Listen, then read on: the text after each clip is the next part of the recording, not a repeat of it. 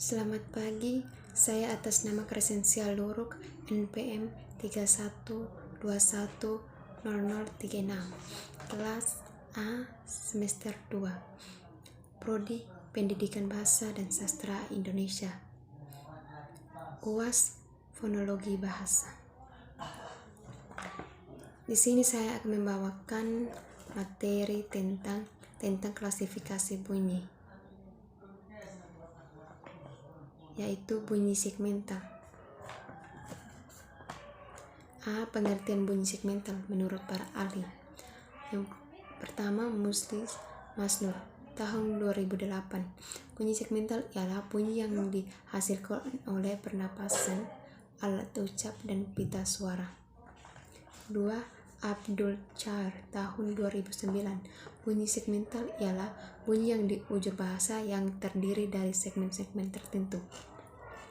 Yang ketiga, Imam Suhari tahun 2009. Bunyi segmental mengacu pada pengertian bunyi-bunyi yang dapat disegmentasi atau dipisah-pisahkan. Misalnya, dapat disegmentasi menjadi M, A, T, A, N, G. Jelas bunyi-bunyi tersebut menunjukkan bahasa yang telah diuraikan sebelumnya adalah bunyi segmental. Bunyi segmental ada 4 macam, yaitu 1. Konsonan, yaitu bunyi yang terhambat oleh alat ucap. 2. Vokal, yaitu bunyi yang tidak terhambat oleh alat ucap. Yang ketiga, diftong, yaitu 2 vokal yang dibaca satu bunyi, misalnya sungai dalam kurung ai, kau dalam kurung au. Yang keempat, kluster, yaitu 2 konsonan yang dibaca satu bunyi. Dasar klasifikasi bunyi segmental Masmur tahun 2008. Klasifikasi bunyi segmental berdasarkan berbagai macam kriteria, yaitu yang pertama, kriteria ada tidaknya gangguan. Yang dimaksud gangguan adalah penyempitan atau penutupan yang dilakukan oleh alat-alat ucap atas arus udara dalam pembentukan bunyi.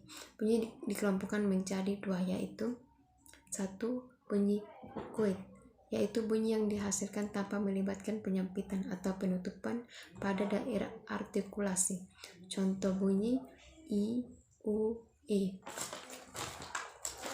Yang kedua, bunyi katoid, yaitu bunyi yang dihasilkan dengan melibatkan penyempitan atau penutupan pada daerah artikulasi. Contohnya terdapat pada bunyi M dan N. Kriteria yang kedua yaitu mekanisme udara. Yang dimaksud mekanisme udara adalah dari mana datangnya udara yang mengarahkan pita suara sebagai sumber bunyi. Mekanisme udara dibagi lagi menjadi 3, yaitu yang pertama, mekanisme udara pulmonis, yaitu udara yang dari paru-paru menuju keluar. Contohnya seperti hampir semua bahasa di dunia. Yang kedua, mekanisme udara laringal atau faringal, yaitu udara yang datang dari laring atau faring. Yang ketiga, mekanisme udara oral, yaitu udara yang datang dari mulut. Kriteria yang ketiga yaitu arah udara. Dilihat dari arah udara ketika bunyi dihasilkan. Bunyi dikelompokkan menjadi 2, yaitu 1. Bunyi agresif, yaitu bunyi yang dihasilkan dari arah udara menuju keluar melalui rongga mulut atau rongga hidung. Yang kedua, bunyi agresif, yaitu bunyi yang dihasilkan dari arah udara masuk ke dalam paru-paru. Kriteria yang keempat yaitu pita suara.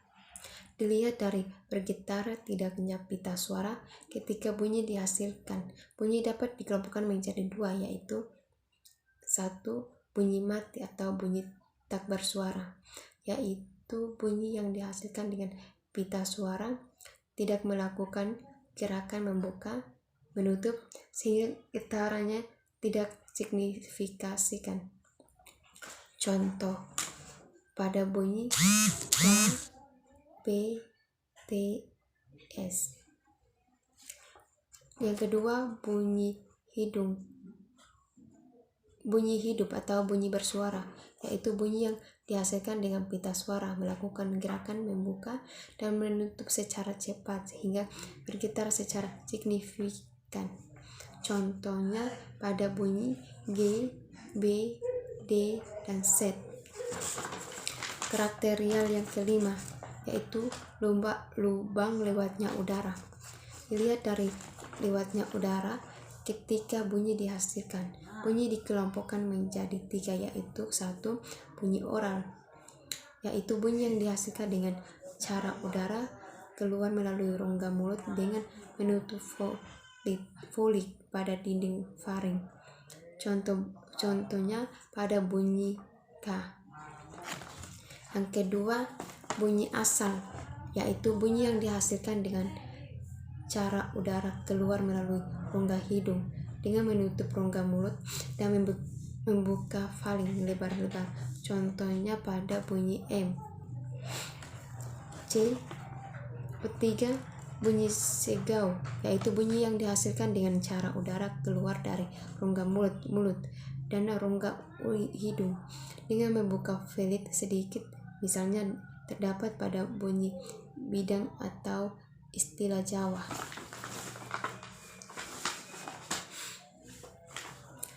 Karakterial yang keenam yaitu mekanisme artikulasi. Yang dimaksud mekanisme artikulasi adalah alat ucap yang mana yang bekerja atau bergerak ketika menghasilkan bunyi bahasa. Berdasarkan kriteria ini, bunyi dikelompokkan sebagai berikut. A. Bunyi bilabial, yaitu bunyi yang dihasilkan oleh keterlibatan bibir atau labium bawah dan bibir labium atas. Misalnya bunyi P, B, M, dan W. B. Bunyi labio dental, yaitu bunyi yang dihasilkan oleh keterlibatan bibir atau labium bawah dengan gigi atau dentum atas. Misalnya bunyi F dan V. Karakterial yang ketujuh yaitu cara gangguan. Dilihat dari cara gangguan arus udara oleh artikulator ketika bunyi diucapkan. Bunyi dikelompokkan sebagai berikut. Yang pertama, bunyi stop atau hambat, yaitu bunyi yang dihasilkan dengan cara arus udara ditutup rapat sehingga udara berhenti seketika lalu dilepaskan kembali secara tiba-tiba. Tahap pertama atau penutupan disebut implosif atau stop implosif. Tahap kedua, pelepasan, disebut eksplosif atau stop eksplosif. Misalnya P pada tahap disebut bunyi eksplosime. P pada atau paku disebut eksplosif. Contoh bunyi stop lainnya B, T, D, K, G. Karakterial yang ke-8 yaitu tinggi rendahnya lidah. Dilihat dari tinggi rendahnya lidah ketika bunyi diucapkan. Bunyi dikelompokkan menjadi 3, yaitu 1. Bunyi tinggi, yaitu bunyi yang dihasilkan dengan cara posisi lidah menggi sehingga agak mendekati langit-langit keras. Misalnya I pada kita, U pada hantu. Kedua, bunyi agak tinggi, yaitu bunyi yang dihasilkan dengan cara posisi lidah meninggi sehingga agak mendekati langit-langit keras. Misalnya E pada lele, O pada soto. Yang ketiga, bunyi tengah, yaitu bunyi yang dihasilkan dengan cara posisi lidah di tengah, misalnya I.